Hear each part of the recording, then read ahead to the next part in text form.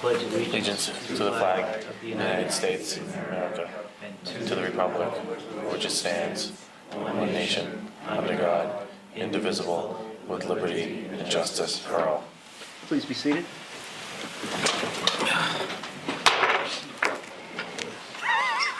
Louder than I normally get. This is the Monday, March 25th meeting of the Clinton School Committee.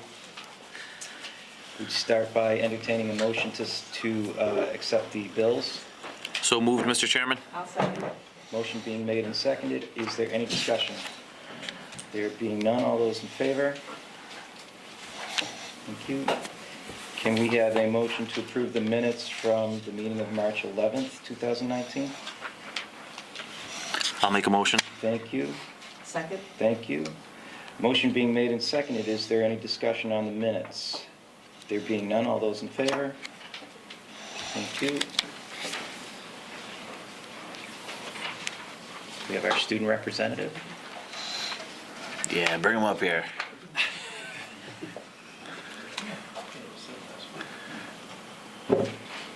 Some hardware. Space these out toward the camera. Beautiful. Good evening. Hi, Charles. The volleyball game hosted 2 Fridays ago on the early release day here at CHS was an enjoyable break for the month of March. Teachers and staff from all departments came together to battle it out against the all-star team from the student brackets. After several back-and-forth games, some nail-biter hits and losses, continuous hilarity, and more memorable moments than the crowd knew what to do with, no one could care less about the score as the day came to a close. The staff walked away with the victory, though. Recently, several CHS students have participated in a new initiative for the ESL education at our elementary school. Sophomores Kyle Cupertino, fluent in Portuguese, Sofia Sanchez, fluent in Spanish, Faria Shariar, fluent in Hindi and Bengali, Alyssa Baha and Halia Eugene, both fluent in Creole and French, have all started an after-school tutoring program for students in the 3rd through 4th grade that are second language English learners. It is the hope of these young mentors that their time with the kids will help boost their academic confidence that will transfer to the classroom and their everyday lives. The tutoring takes place every Tuesday in the CES library from 3:30 to 4:30, and 9 kids have signed up so far to attend, with hopefully more on their way. The senior hop this past Saturday, hosted at the town hall, went splendidly and brought CHS seniors and their guests together for a night of fun, dancing, and homemade desserts. The whole graduating class would like to say a big thank you to the town of Clinton for allowing the use of their facilities, and the staff, chaperones, for keeping the party safe and helping with cleanup. The Clinton High School and Middle School bands performed this weekend at the Worcester St. Patrick's Day Parade. In addition to being featured on TV coverage, all of the students, led by directors Mrs. Meifer and Miss Quist, performed fantastically in the pleasant weather. They represented Clinton and the Irish heritage of our town well. CHS's first robotics team, 126, Gale Force, competed 2 weekends ago at their first robotics competition in Bedford, New Hampshire. As the first team in the pits on Friday and the last to leave on Sunday, they were able to hit the second highest score in the country in one match, 100 points, and went on to make it to the semifinals, battling alongside other top-tier teams before getting knocked out. Besides being an electric weekend for all of the students and mentors participating, Gale Force also walked away with some hardware. Clinton was honored with the Quality Award, celebrating machine robustness in concept and fabrication, and the Safety Award, which celebrates a team that progresses beyond safety fundamentals by using innovative ways to the enhancement of the culture of safety at first, by the end of Sunday. Team 126 is excited to compete again this weekend at Shrewsbury High School, with new and improved abilities on the robot that will excel them to success in the regional competition. Best of luck to the drive team, strategy team, mentors, pit crew, and everyone involved in the coming week. The CMS will be hosting its annual blood drive this Saturday, March 30th, from 9 a.m. to 2 p.m. The middle school cafeteria will be fitted for donors all day, so community members are welcome to sign up through the Red Cross or walk in for an appointment the day of. Snacks and drinks will be served for all donors, and the middle school student council will be volunteer workers mentored by high school council members. The ELA MCAS will be hosted here at CHS this Tuesday and Wednesday. The tests will be online this year, and all students have gotten the chance to participate in a mock test practice session earlier in the week. Students and proctors are confident in the smoothness of the program, but members of our IT department will also be on call in the hallways in case of any hiccups. The Clinton Middle School performed its showings of High School Musical Junior this past week, with a gracious showing of parents, students, and community members alike. Director Christine Zencraft and her crew held strong for the performances, and the students all worked fantastically together. The CHS theater production of High School Musical is just 2 weeks out, and the high school thespians are working hard to show the whole community just what "we're all in this together" means on April 4th, 5th, and 6th. Thank you. Outstanding. Any questions for Charlie?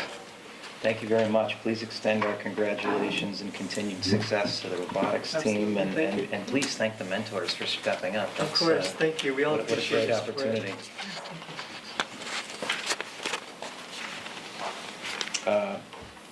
Do we have anything from the PTA tonight?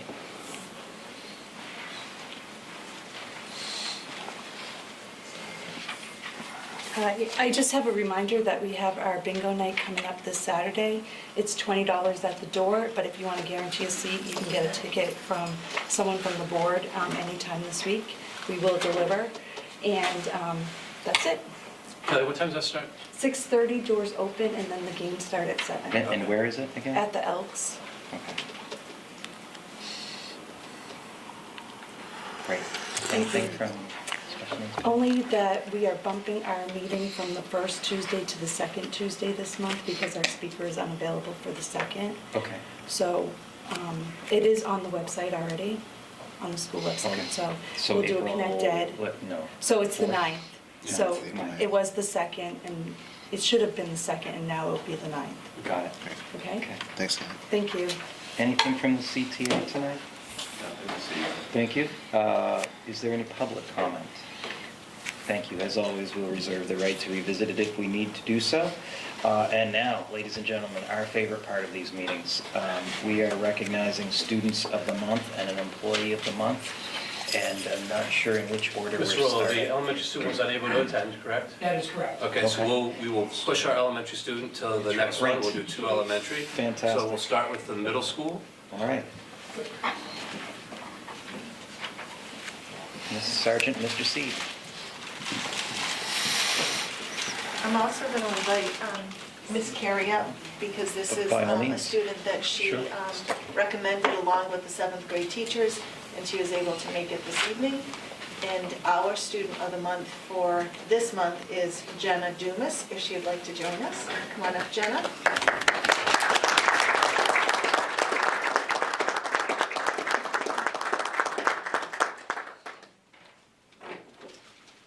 The PBIS Positive Behavior Support and Intervention Program was implemented into the Clinton Middle School 8 years ago, beginning with a small team of teachers.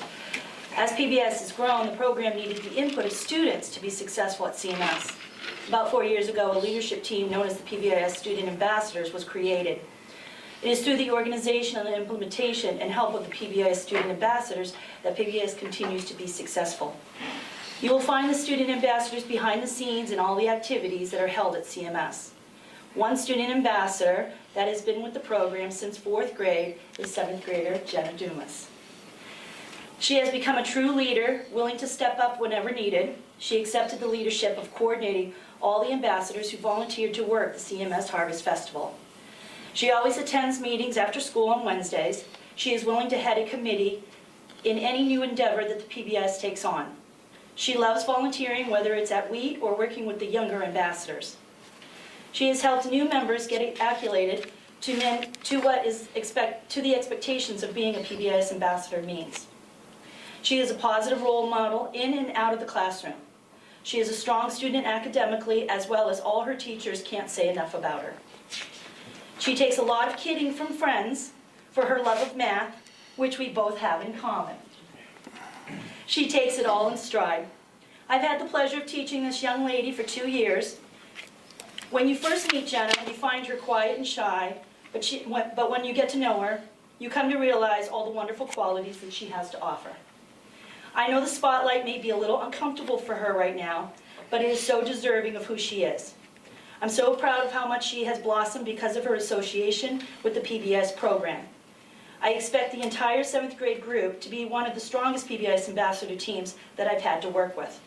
I look forward to their continued success, accompanied by the leadership of Jenna Dumas.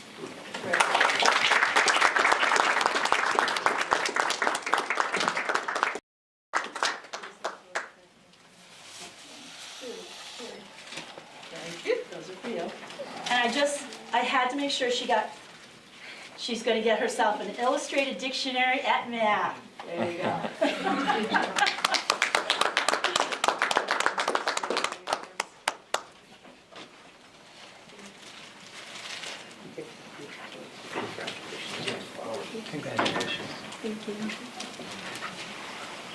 Congratulations.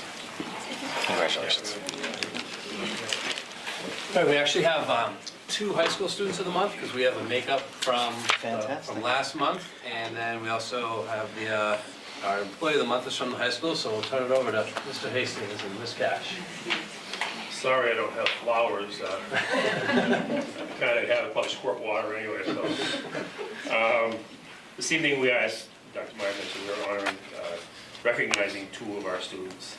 Our first one, Anna Pellerin. Anna, having been nominated by Mrs. Collins, I'm going to ask Anna to step up here. Mrs. Collins says about Anna that Anna is always pleasant and happy, quietly behind the scenes, doing everything at all times for everyone. She takes the lead role so often on our videos, the events that are happening throughout the school. She worked hard on the lip dub for the teachers back in Spirit Week. And this past week, she did something very, very special where she recorded a video of greetings from all staff individually and students to our own Miss Patterson, who's home sick at this time. It brought everyone together, and she did so through this endeavor of Anna's. Mrs. Collins goes on to say that she's mature in so many ways. She helps peers and staff, even when she's already super busy.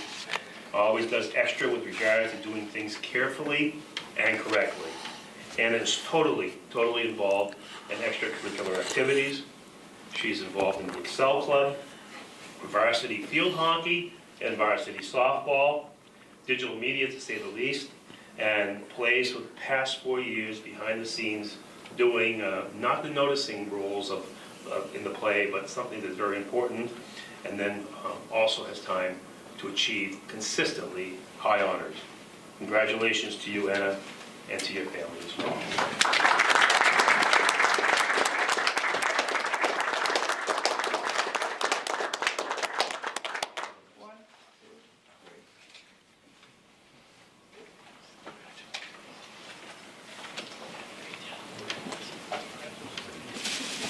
Congratulations. Congratulations. Congratulations. Thank you. The next student I'd like to invite up is Alyssa LeBlanc. This was actually last month, but she had a little bit of a detour. She was playing in the playoffs, the girls' basketball team, where she played a leading role. Commitment and leadership are but 2 words to describe Alyssa. She is involved in so many aspects of CHS life. She's been a member of the varsity soccer and basketball teams the past 2 years. She's a member of the student council, serving as the vice president. Recently, was one of the students directly involved in a successful blood drive once again. She's an honor roll student and recently qualified for membership into the National Honor Society. Among her many commitments, one that stands out is her role in the diaper bank. Influenced or enlightened by her aunt who lives in Florida to not only collect diapers, but to raise conscience of that diapers are not just a necessity, but a right. She started her own nonprofit whereby she is a director in collecting the diapers and distributing her bounty. It is a nonprofit which will allow her to seek grants for the support of this program. Last summer, she collected 7,000 diapers. This year, together with the Billy Wynn Basketball Association and our own Clinton High School, She held a diaper drive which collected 10,000 diapers, which were in turn distributed to WE. By the way, last summer she worked at the Senior Citizen Center doing Meals on Wheels. The only thing I can say is her life is a living reflection of service to others. Congratulations, honey. Great job.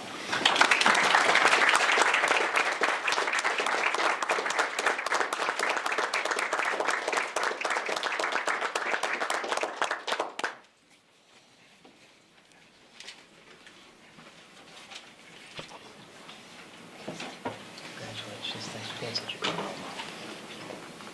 Thank you for all your hard work. Congratulations.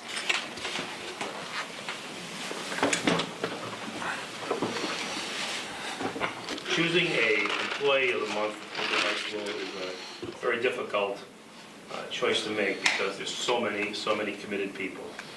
But this evening, we reach out and we're going to recognize and ask to come forward Evan McKillop.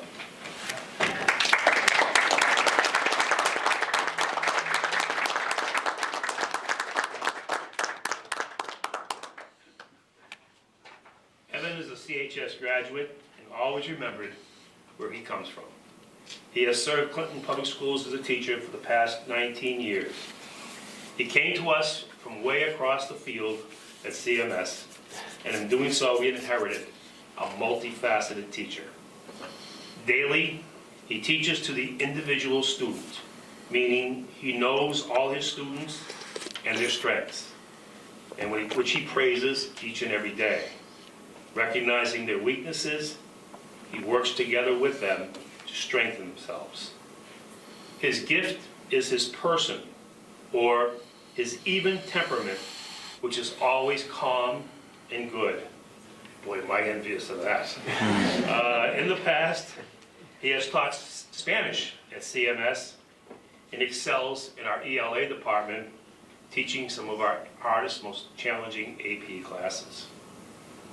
We are really appreciative of his willingness as he volunteered this year to bring back and create a French curriculum and classes here at CHS. He taught those French classes even at one of our own faculty meetings, which, boy, would be nice if you could do that for you tonight. Really entertaining. But we won't go there right now. There's a camera on. And recent registrations showed for 2019 and 2020, because of Evan's efforts and creativity, we now have a registration next year for another French 2 class and 2 French 1 classes. A daily commitment and someone who enjoys his job and reflects it in his temperament. Congratulations, Evan. We appreciate you so much.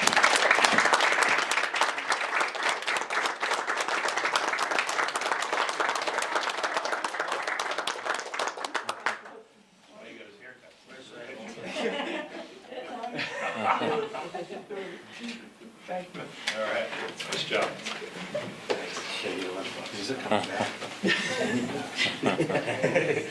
Thank you. Thank you. Congratulations. All right, thank you. Thanks for all your work. Thanks. Ladies and gentlemen, at this time, that concludes our celebrations. And while you're certainly welcome to stay, we will understand fully if you choose not to.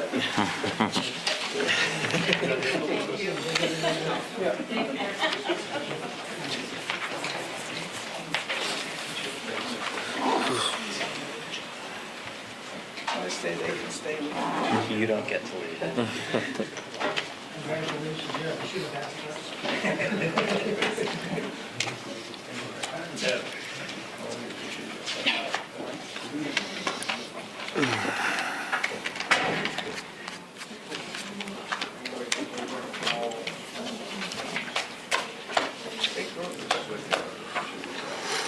Ready? Floor is yours, Dr. Meyer. All right.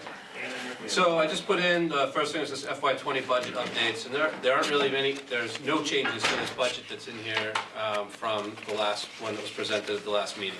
The only thing I did include was this first cover page. If you see, it says summary town accounts. So the town uses a different chart of accounts than we do. So what we did is we broke our chart of accounts into the town's chart of accounts and submitted that to the town as our preliminary budget request. So the town has this information now, and we'll move forward from there. So the next step, I guess, would be, we have our public hearing tentatively scheduled for April 8th. It should be 2 weeks from tonight at 6:30. We can do the hearing at 6:30, and then hopefully we'll remember to say meeting immediately following the hearing. And, That'll take place here? yeah, Yes. we'll do it here, yeah. Yep. And if you remember that hearing, it's an opportunity for the public to just give their input on our budget. So if there's anything they think we're overlooking or not addressing or anything like that. And then we will have a meeting with the Finance Committee. I've not been able to get a confirmed date on that, but I will make sure that I let the committee know as soon as we can. Okay. And then that'll be our next step. I mean, I don't foresee this budget being our final budget. I think we're gonna probably have to, trim a little bit out of there somewhere along the way, but I think we need to, at this point, like we said last time, that we need to wait to get a little bit of guidance as far as where things are before. And I think right now, it's a solid budget for meeting our needs. Then we had social, emotional, physical wellness is our strategic plan update. This is kind of a small one in the strategic plan. Increasing social and emotional support district-wide for all students. One thing I would say is that we have been working through the Clinton Area Community Partners, trying to coordinate our resources. We've leveraged them to do some professional development, sort of our guidance counselors and nurses. And one of the things we now are going to be able to do, I think there's about 3 staff members, maybe 4, that we're going to be able to send to a mental health first aid training coming up later this month. And it's a train-the-trainer model, so they'd be trained as trainers. So we're moving forward in that. Developing process to educate and respond to student needs. If you look at the outcomes, kind of that social emotional learning curriculum. So I'd say one of the things that we started in getting that ball rolling was our January 2nd professional development was all on social emotional learning. We had Teachers 21 come in, really give a big overview. So, it was really getting the ball rolling. Like we had to start with basically defining, trying to get a definition for our or at least an understanding of what are we talking about when we're talking about social emotional learning, so that we're all kind of speaking the same language. Increasing opportunities for students to promote physical movement. That's something that we've discussed. We discussed a little bit at the curriculum committee as well, kind of going twofold. I mean, one, looking at formal opportunities in terms of phys ed and how often do those types of things meet, but also looking more at the informal opportunities, particularly in the younger grades, in terms of, almost looking at, instead of, a lot of the younger grades have snack breaks built into the day already, but kind of maybe looking at refocusing those a little bit to more of like a wellness break, where they can do some nutrition and some exercise, and even try to tie that in with maybe being able to access breakfast after the bell and that kind of stuff as well. So we're looking at changing some of those expectations, I guess, or procedures as we look to next year. And then I think fostering a growth mindset. I mean, that's something that we've been, I think our professional development all year is really focused on just kind of, really engaging students and trying to make sure that all students can learn, and we need to make sure we're doing the job for them. So, I feel like we've been working on this, it's just like all the other ones, and so I think we've got things going. So I don't know if you have any specific questions on this one. Questions for Dr. Meyer? Okay. I had a cheerleader update in here. As we know, our cheerleaders did qualify. They were here last month. They qualified for a national invitational. It looks like, and anyone can correct me if I'm wrong, but I believe they're going to Virginia Beach. Thank you. Virginia Beach. That'll be in May, right? May. First week in May. Yep. So we have a meeting, I think, scheduled, I think it's next week maybe, to kind of go over the final logistics with them to try to make sure we work all that out. But I know originally when she came, we thought they might be going to Florida as soon as that week. They were unable to get into that one, so it looks like now it's Virginia Beach in May. And the last thing, there's a copy in there, the District Environment Committee. This is the survey that the District Environment Committee created. This was emailed out to parents to basically everyone in our communication system last week, I believe. And yeah, and it was done, it was also, we had it translated, so it was done in Spanish and in Portuguese as well. So the email and the survey itself are all in 3 languages. So we got that out initially. We're gonna also, I need to get it on the website now. It's just taking me a little bit of time with trying to get all the links right. So we'll get that done, and then there's a second part of this that we want to do. It's more community outreach that I'll probably try to reach out to Jan and try to get a little something in the item for it so that they can get that one. How has the response rate been initially? I honestly haven't had a chance to really check yet. I'll probably check in a week or so just to kind of see where we are. But yeah, I know that, I tell you, I was surprised how many people, I did get a lot of comments when it first went out, because I actually had scheduled it to go out and I forgot. And then when everyone got the email, they were like, oh, it's really cool, and they seemed to be very appreciative that it was in, we had it translated in all the languages. So it was, I think, hopefully we'll get a good response. And we also have the athletic survey as well that we'll be working on getting out to. So we're trying to do some data collecting this time of year, and so we can start making some changes as we work towards next year. I think that's all I really had. A worthwhile pursuit, thank you. Anything from the advisory committees? I know that policy is meeting tomorrow, so unfortunately we don't have anything to report at this meeting, but will by April 8th. Safety, I think, is meeting next week on the 3rd. Yeah. Curriculum met last. Curriculum met a couple weeks ago, yeah, so our next one's not till May. I gotta get marketing scheduled. Okay, all right. So, under old business, I just wanted to take a second and sort of recalibrate around the discussion vis-a-vis the materials that were presented to us over a couple of meetings on the old fire station, particularly because I had asked the committee members to sort of get inside the presentation and the materials and to provide any feedback, and Mr. McIntyre wasn't able to be here last time, so I just wanted to give you the opportunity to weigh in.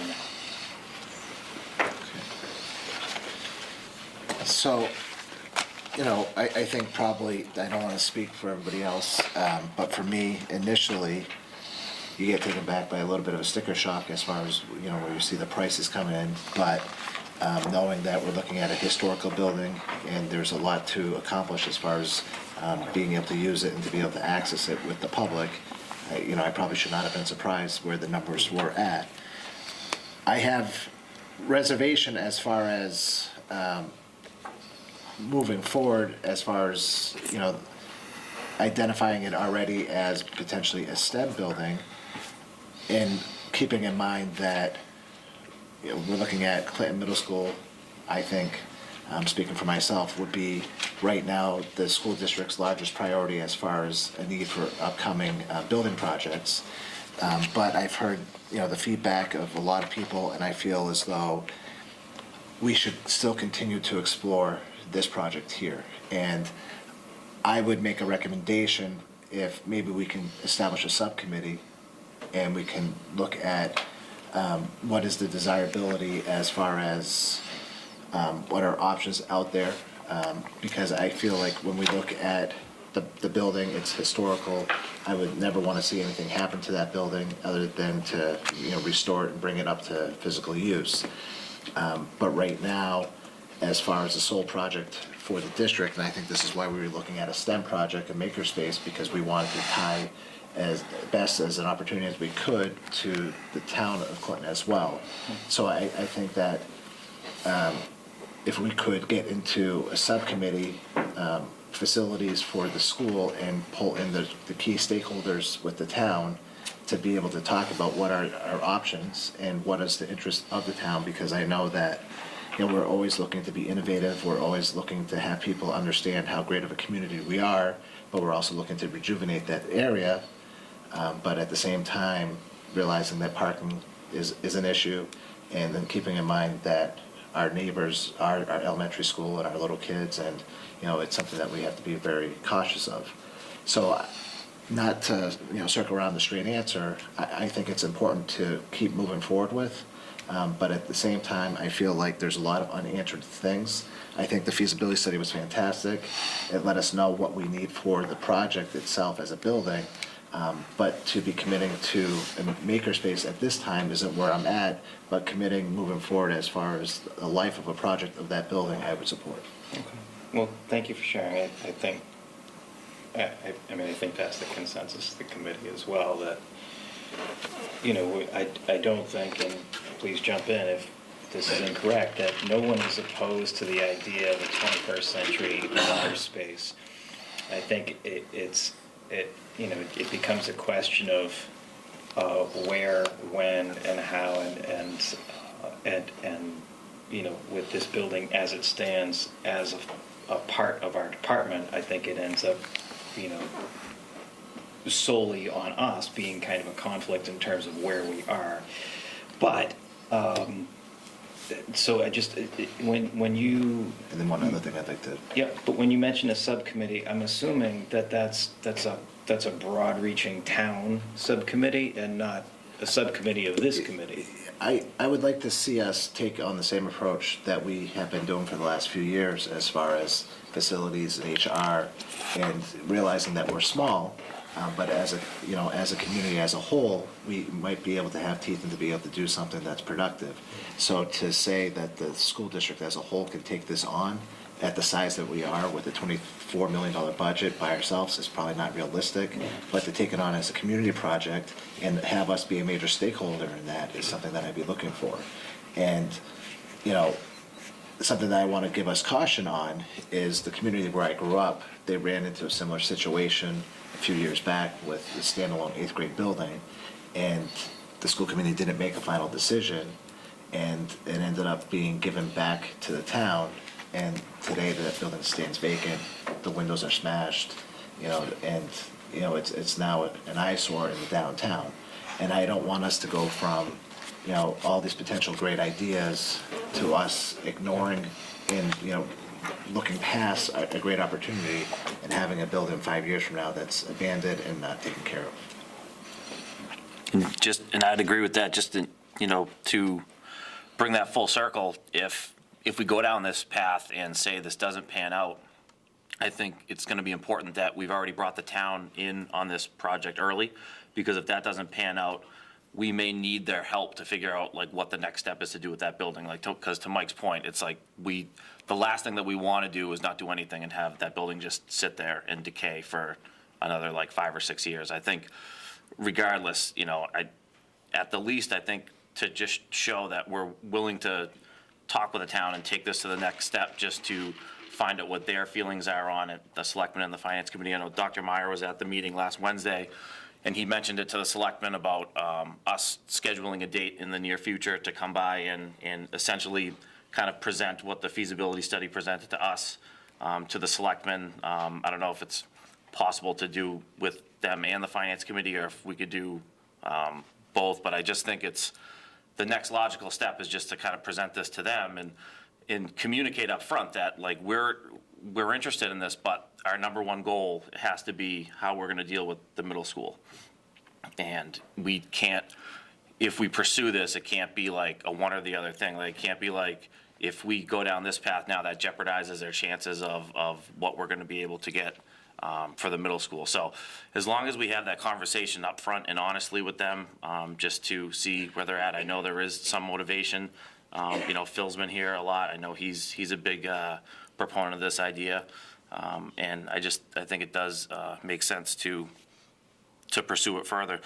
There's a couple data points I think that would be helpful moving forward, and we can talk about how best to get this information, but one would be if we could get a price on what it would be to build an equivalent size facility like that, brand new, that wasn't being renovated, because it could be that the cost of dealing with an old building might actually be more expensive. So I think that would be it would be a good data point to have, just to know in the discussion, you know, what would be hypothetically, you know, what would be the cost of something that was new. And the other data point is on the opposite end of that is what's the price tag if we do choose to go the route of, if we can't figure anything out to do with it, the other option of demolition.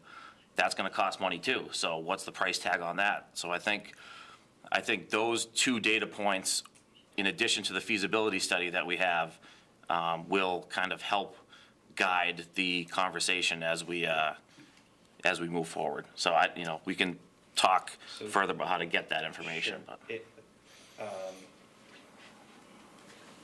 I'm wondering if it isn't putting the cart before the horse until we find out, where the select board and FinCom. Totally agree. stand on this. Yep, Okay.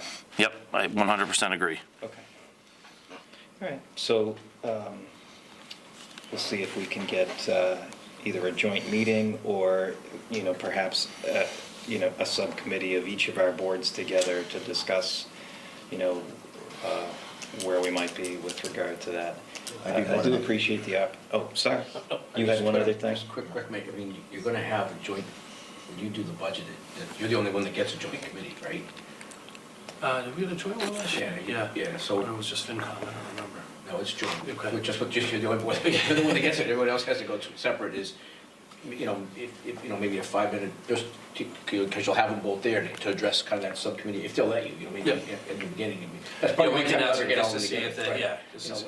That way, you get them all in the same room, because you probably won't have them ever again. So, that'd be the time to say, we're looking at a subcommittee, I mean, anyway, you'll have them there. Yeah. My recommendation. Yeah, or at the very least, can we get together to discuss? Right, yeah, this? at least you can touch Right. with that group and see if they want to meet after, Okay. right? Yeah, I didn't mean to have them identify their group right then, just so Sure, you still, sure. you can pitch it to both. Sorry. Yeah, and I agree with that approach, but if we were planning on doing that whole presentation at that, by the time No. we're done with all those numbers, then to add that onto it, yeah, I'd rather, Pitching it to, because you've got them. gotcha, understood. I think for sensitivity of time, I guess I put the question out, should we look at creating our subcommittee sooner than later so that at least we, can start to have some meetings and know the points of where we want to move forward to? I don't think there's an issue with creating a subcommittee. I don't know exactly what the charge of the subcommittee would be until we find out whether or not these other boards have any interest in it. Otherwise, we're a subcommittee of single-minded individuals. I understand your perspective on that. What I'm looking at is, so if they are looking to be on board with us, we would need that subcommittee to be moving forward in that direction, and we would already have our vote and everything set up for that. But then the other thing is, let's say that they're not on board right now. I think this particular subcommittee could be looking at what are our other options and how do we, start moving forward in the right direction. It's a fair point. So basically, I think that what I'm hearing is that you might want to try to identify a facilities subcommittee right now. I think it would be important because either we, are going to go in the direction of a subcommittee where we're going to be working collaboratively with the key stakeholders of the town, or we're going to need a subcommittee to identify what are our options as far as moving forward. I just think that if the subcommittee exists only as a subset of the school committee, there isn't a lot we can really do because we have a facilities director for the town who is a co-report to the superintendent and to the town manager.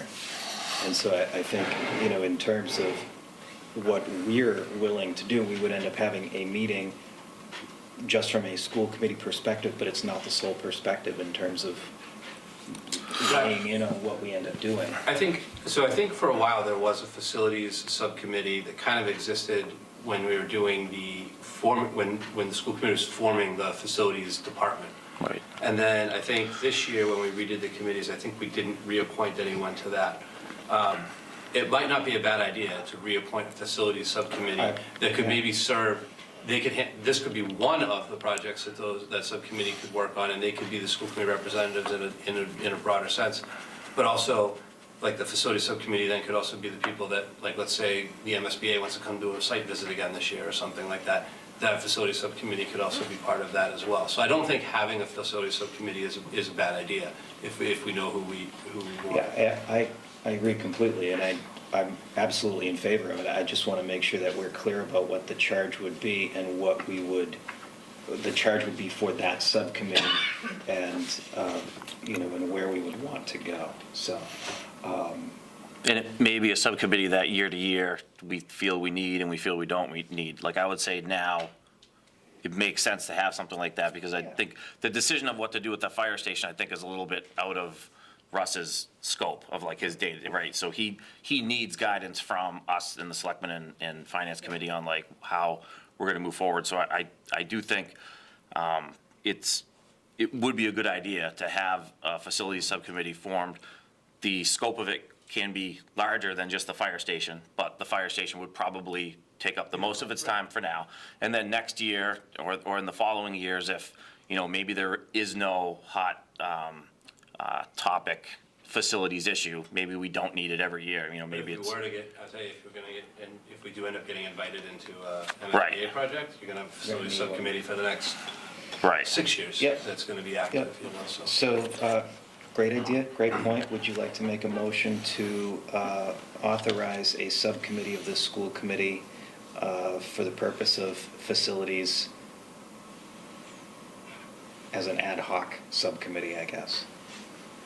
Sure, I'd like to make a motion. Is there a second? I'll second. Okay. Motion being made and seconded. Any discussion on creating an ad hoc facilities subcommittee of the school committee?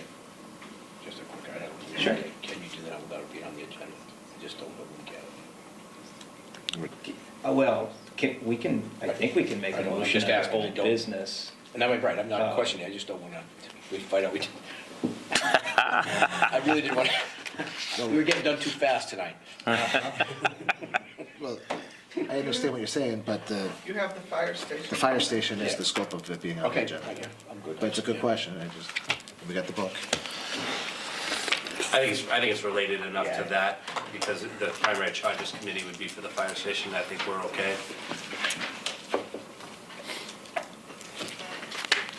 I do not believe that we can, I believe it's okay. Okay, works for me. So, but thank you for keeping us honest. Motion having been made and seconded, no further discussion, all those in favor? So moved. Do we have anything else under old business? So do you want to take, how do you want to fill that subcommittee? Do you want them to reach out to you? Do you want to appoint people now? Do you want to appoint at the next meeting that they can contact you? Why don't we just have people reach out to me? And then we can do an official, appointment announcement at the next meeting. Mhm. And we'll put it on as a specific agenda item at that time. Everyone's all right with that? Okay. Anything else under old business? Anything under new business? Yeah, just a couple things. Okay. One, I did supposed to do a walkthrough of Russ, did a little bit today on my own, just had to get out for half an hour or so. But the one I did look at was the girls softball field over here across the street. And the top of the fence, there's like a bar or a pipe that goes all the way across. At the top of, you get the fence and it just kind of keeps it solid. So This softball field Across by the the street. lower JV field? Yeah, Okay. right. So right, especially, there's one by the first base line, but there's a pole sticking out right by the third base dugout, pretty far. I don't know if it's just a simple fix where it just came off the pole going straight up, if it just came off of there, but, one, obviously, someone could get hurt on there. And I know the baseball season started, it's all drying out now, so if they could, if Russ could get over and just, I don't know if there's money, I don't know what it'll cost, but just like I say, if it's something that just came out, but. No, but if it's a safety thing, we should Right, be if able they to could address just it. So I'll knock it make sure out we and- bring it to Russ. I know they're starting to get on the Yeah, fields now, no, so. good point. Yeah. Agenda item number 2 for the facilities Yeah, subcommittee. There you go. And while I was over there, I know Tina had brought it up either last meeting or the one before that, but there is a pile of trash over there it's still there. Mhm. So if they could just, now again with the snow melt, Right. it actually looks More worse. vis- yeah. It's the spring and it doesn't, so, before, there's a pile of trash seems to accumulate more trash if somehow, they just get Right. over there and to end on a good note, I called Mr. Hastings today. My real job, I work at the town hall. And first thing this morning, we came into work and the custodian came up and he was just, anybody in his ear sight, he was telling how amazed, not amazed, but how proud he was of the students that were there this weekend. How obviously he's there all set, was it Saturday night was Yeah. and not only the behavior, but he was amazed of all the groups that came through, how clean it was. Usually, you know, I shouldn't have, anyway, he was, whatever, refrain the other part of that, but, yeah, he was just bragging about how, you know, how great the kids were, and how, you know, how they didn't leave a mess, they picked up everything. It was a good way to start the week, and I called Mr. Hastings right away to let him know, so, got something to be proud of there. Thanks. Many, many things to be proud of, that in particular, yeah. Made our day start great. We didn't have to listen to my kid. No. Anything else under new business? Yes? Yeah, one last thing, and I know we got a ton of stuff going on, but could we just keep our eye on creating a asset disposition plan? Remember we talked about that, like how? Policy's gonna meet tomorrow. Oh, okay, all right, that's how it's handled, okay. Yep, hopefully we'll have something for you for the 8th. Okay. Good point, though. Anything else? Mrs. Quist wasn't here before when we congratulated the band on yet another great performance at the parade. Well done, congratulations. Thank you. I think it was the best planned parade. Security was great. Behavior of the crowd was great. And our kids, our kids' deportment and their behavior and very mature, and they brought great pride to our town, so. Well, thank you. congratulations. Thank you. Under Chapter 30A, Section 21 of Massachusetts General Law, Open Meeting Law, the committee will enter into executive session to discuss strategy and preparations for negotiations with Unit D employees. The committee will not reconvene. We need to adjourn through a roll call vote. Ed DeVault, aye. Michael McIntyre, aye? And then Bailey, aye? Joel Dates, aye. We stand adjourned. Thank you. Get a quieter.